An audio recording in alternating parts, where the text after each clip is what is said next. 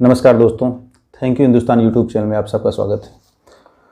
दोस्तों, आज हमने टॉपिक लिया है हिंदुत्व का। हिंदू शब्द हमें गैरों से मिला। आज पूरी दुनिया हमें हिंदू के नाम से जानती है। सनातनी लोग हम अपनी परंपराओं को मानने वाले, अपने रीति रिवाजों को मानने वाले, दुनिया में धर्म, शांति, ध्यान, अध्यात्म और मानवता का संदेश देने वाली संस्कृति है हमारी। लेकिन आज इस संस्कृति पे वैश्विक रूप से एक खतरा नजर आ रहा है। ये खतरा हमेशा से था, खासकर इस्लाम की उत्पत्ति के बाद, तकरीबन 1400 साल पहले। हमें खतरा ईसाइयों से भी है और इस्लाम से भी है। लेकिन आज हम बात करेंगे अपने घर के अंदर के खतरे की, यानी हिंदू को जो हिंदुओं से खतरा है, हम उसकी बात करेंगे। दोस्तों, आप देखते होंगे कि जो हिंदू आज हिंदू का विरोध कर रहा है, तो निश्चित तौर पे उसमें कोई व्यक्तिगत विरोधाभास नहीं है।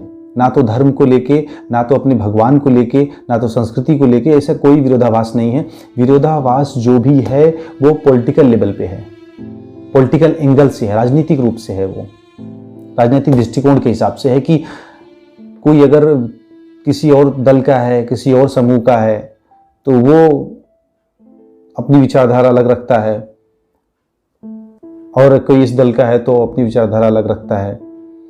तो अब सवाल ये उठता है कि सिर्फ दलों के अलग होने से ही ये विचारधारा अलग कैसे हो जा रही है। हमारा अगर धर्म एक है, हमारे भगवान एक हैं, हमारे मूल्य एक हैं, हमारी विचारधारा फिर इस तरह से भिन्न क्यों हो जाती है राजनीतिक लेवल में आगे। दोस्तों, राजनीतिक चीज़ ही ऐसी है।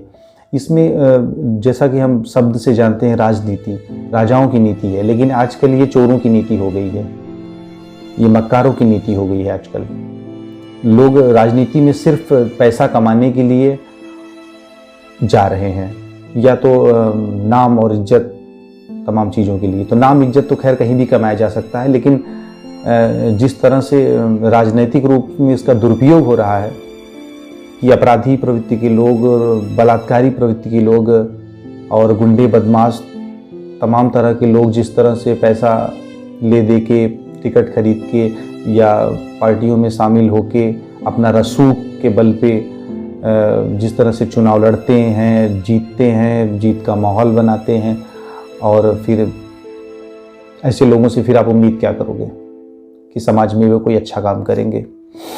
तो अब ये तो रह गया पॉलिटिकल एंगल। दूसरा एंगल हमने उठाया है कि ये जो प्रोपेगेंडा है विदेशियों का हमारे धर्म को लेके, कि हिंदू धर्म ऐसा है, हिंदू धर्म वैसा है, गौमूत्र पीते हैं, तो नदियों की पूजा करते हैं, ये करते हैं। तो आज तमाम जगह ये चीज़ साबित हो रही है कि नदियों की स्वच्छता ज़रूरी है, पेड़ों का रहना ज़रूरी है, ऑक्सीजन के लिए, बारिश के लिए। तो ये प्रोपेगेंडा भी बाहर फैलाया जाता है हमारे लिए कि एक बहुत पुरानी सभ्यता के लोग हैं, मॉडर्न नहीं होना चाहते, ये सब तमाम चीज़ें। लेकिन एंगल ये है कि आज हिंदू ही अलग अलग देशों में, अमेरिका, लंदन जैसे देशों में आज हिंदुओं के डॉक्टर्स, इंजीनियर्स तमाम की इतनी ज़्यादा डिमांड है कि कोई इस लेवल पे ले ही नहीं सकता कि हिंदू की विचारधारा या उसके मूल्य या उसका जो प्रतिभा जो है खराब है किसी तरह के। एक एंगल बनता है जाति व्यवस्था का। हिंदुओं की जो जाति व्यवस्था है, एक्चुअली पहले वर्ण व्यवस्था रहती थी गुरुकुलों में अध्ययन के दौरान। फिर जिस छात्र को जिस तरह से जिसमें हुनरमंद होता था उसको उस तरीके का काम दिया जाता था, समाज में उस तरह की वो प्रोग्रेस करता था, उसके विकास के कामों को अंजाम देता था। तो वर्ण व्यवस्था के खत्म होने से भी हिंदुओं के एकता पे काफ़ी और उनकी प्रतिभा पे काफ़ी प्रभाव पड़ा है। तो हिंदुओं का एक और एंगल है कि इनमें मेल जोल की कमी है कहीं ना कहीं। इस्लाम के आने के बाद जिस तरह से बिजनेस में इनका इन्वॉल्वमेंट हुआ है और तमाम जगह इनका इन्वॉल्वमेंट हुआ, तो उसमें जो है हिंदू कहीं न कहीं सेक्युलर हो गया। ये एक बहुत बड़ा नैरेटिव सेट किया गया, एक गंगा जमनी तहजीब है या सेकुलरिज्म है, इसको जोड़ा गया बाद में।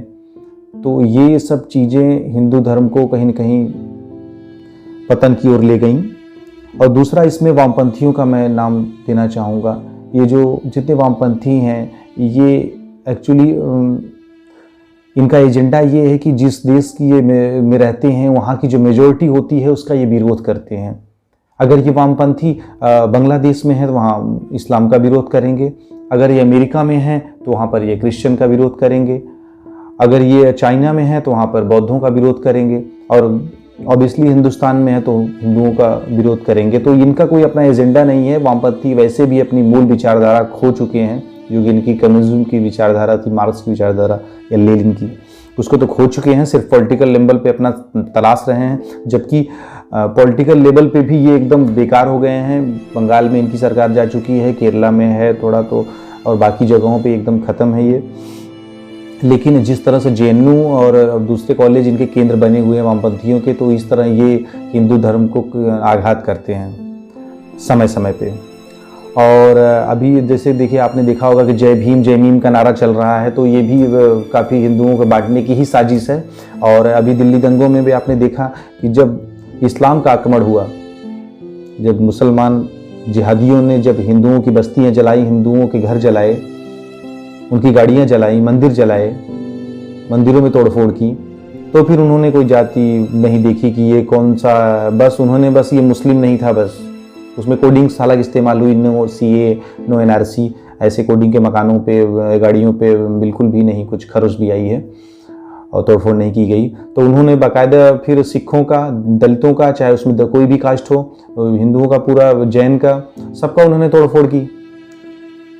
तो हिंदुओं को ये चीज़ समझनी चाहिए जो है कि इसमें अपना मेल जोल बहुत ज़रूरी है आपस में रखकर। अभी जैसे एक नया चला है जो कि बहुत ठीक है ये बात, जिस तरह से बौद्धों ने बर्मा में इनका आर्थिक बहिष्कार किया, उसी तरह हिंदुस्तान में भी इस्लामिक जिहादी जितने हैं, मुसलमान प्रवृत्ति के लोग, ये सब इनका तो विरोध करना ही जरूरी है।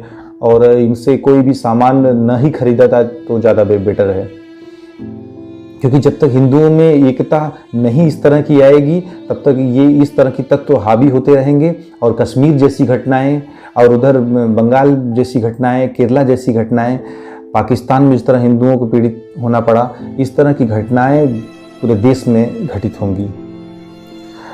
और एक एंगल है कि अब इसमें हम बात करेंगे कि किस तरह से इसमें हम इसको सुधार की दिशा में बात करते हैं। तो चर्चा करनी चाहिए अपने धर्म ग्रंथों के बारे में, और उसकी जो महत्वाकांक्षाएं हैं अपने धर्म की, और इससे जुड़े हुए जो इसके वैज्ञानिक विचारधाराएं हैं, उनको एक पॉलिटिकल लेवल पे मजबूत करना चाहिए और एक दूसरे से जुड़ के रहना चाहिए, चाहे वो किसी भी दल में हो, कैसे भी हो, लेकिन उन्होंने अपनी हिंदुत्व की विचारधारा को नहीं छोड़ना चाहिए। अगर कोई कांग्रेस में है तो उसको जय श्री राम से विरोध नहीं होना चाहिए, या कोई किसी और पार्टी में है तो उसको भारत माता की जय से विरोध नहीं होना चाहिए।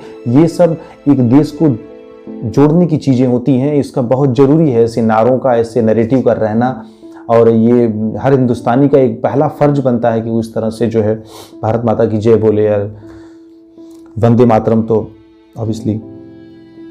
तो एक और है कि जहां भी रखें अपनी बात पूरे जोर के साथ रखें। सारे धर्म कहीं न कहीं हिंदुत्व से ही निकले हैं, सनातन से ही निकले हैं। तो सनातन धर्म की जितनी भी अच्छाइयाँ हैं, इनको आप जो है सबको बताएं और खुद भी जानें, और सरकार पे समय समय पे दबाव बनाते रहें। जैसे अपने पुष्पेंद्र कुलश्रेष्ठ भाई जी कहते हैं कि अभी गीता और रामायण और महाभारत की जिस तरह से इन सब किताबों से हम दूर हुए, धारा 30A लगा के हमको हमारे कॉलेजों से, गुरुकुलों से और मंदिरों से इस तरह की अध्ययन अध्यापन अपने धार्मिक पुस्तकों की दिशा में रोका गया हमको, ये एक हिंदू धर्म के पतन का एक और गहरा कारण बना। आज हिंदू अपने धर्म को लेके कहीं न कहीं एक नेगेटिव फील करता है कभी कभी, जो वो बड़े कॉलेजों में जाता है, बड़े पार्टीज़ में रहता है, तो कहीं न कहीं अगर कोई चंदन लगा के आ गया, कोई कुर्ता धोती पहन के आ गया, या कोई अपना धार्मिक कोई एंगल लेके सामने आता है, तो उसको बहुत ही हीन नज़रों से कभी कभी देखा जाता है। तो ये चीज़ें बंद होनी चाहिए। हर धर्म की अपनी मान्यता है। कोई टोपी लगा रहा है, कोई तिलक लगा रहा है, तो कोई छोटा भाई का पैजामा पहन रहा है, तो वो सब अपने अपने धर्म की मान्यता है। कोई बुर्का पहन रहा है, किसी को यहाँ घूंघट पे विरोध है, यहाँ पर बुर्के पे विरोध ही नहीं है।